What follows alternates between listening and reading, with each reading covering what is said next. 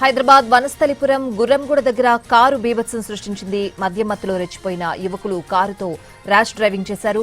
ముందుగా బైక్ ను ఢీకొట్టింది చాలక డివైడర్ దాటి మరో కారును కూడా ఢీకొట్టారు. ఈ ఘటనలో 5గురికి తీవ్ర గాయాలయ్యాయి. గాయపడిన వారిని హాస్పిటల్ కు తరలించారు. థార్ కారులో యువకులంతా మద్యం మత్తులో ఉన్నట్లు తేలింది.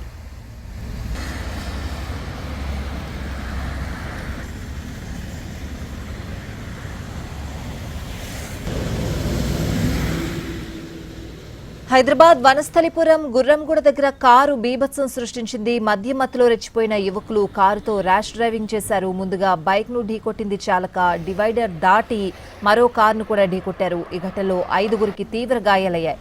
గాయపడిన వారిని హాస్పిటల్ కు తరలించారు. టార్ కారులో యువకులంతా మద్యం మత్తులో ఉన్నట్లు తేలింది.